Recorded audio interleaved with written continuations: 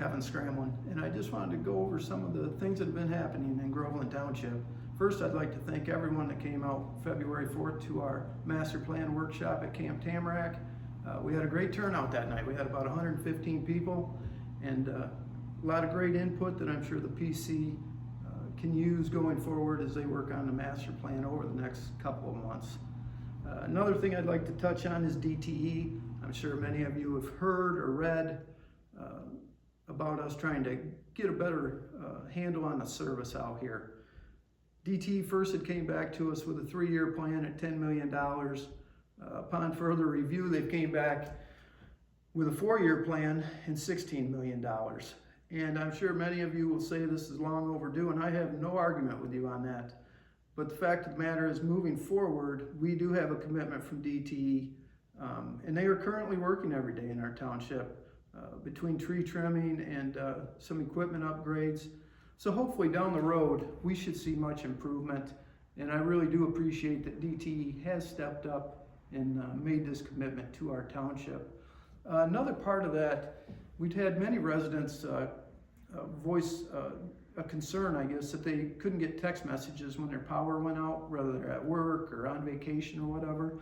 So starting March 9th, we have been working with DTE. If you call their customer service line, they are supposed to have a process in place so that they can switch your meter to a cellular meter, and that way going forward, you will be able to receive text messages for power outages.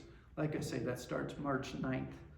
At our February board meeting on the 9th, we did pass a year-long moratorium on data centers. And what this does, it enables the township going forward that we can do some ordinance work and other things to put some protections in place for our township in case we're confronted with one of these going down the line. Another part of that is the board also decided to form a resident research committee. What we're looking to do is get a bipartisan committee that can do some fact finding, and they will report to the Planning Commission and the board with their findings, be the good of the data center or the bad of the data center. We'd like to know both. Part of the reason we did that is, as I mentioned, the PC is doing the master plan. They also have a renewable energy ordinance they're working on. Plus, I'm sure there's going to be other business that pops up. So we thought this committee would be a good way to get some facts together, so when the PC is ready to tackle an ordinance on data centers, that they have some information to start with. So we will be accepting resumes for people who'd like to volunteer to be on this committee all the way through the month of March. Please have them in by April 1st. And at that point, the board will take that and choose the committee from that. On May 20th, we're going to do our community day again, our community shred. Last year we did it for the first time, and we had a very good turnout that night. It was a lot of fun. So it'll be a lot the same as last year. There'll be hot dogs and popcorn.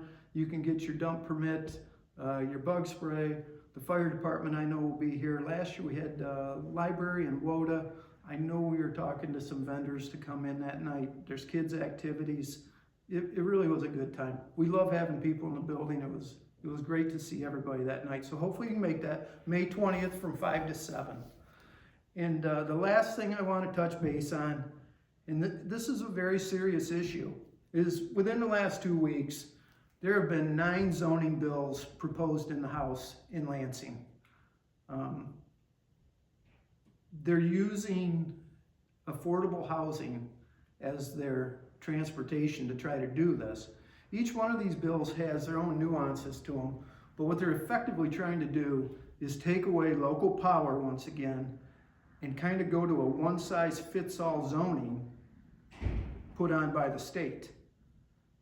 It affects everything from lot sizes to setbacks, availability to put duplexes and mobile homes in spots that we would never allow them. I think it's a shame that they want to take all the time, money, and decades of zoning that not only our municipality, but all municipalities have went through to shape our communities for the way we want them, and effectively throw them in the garbage, and the state would take over all of this.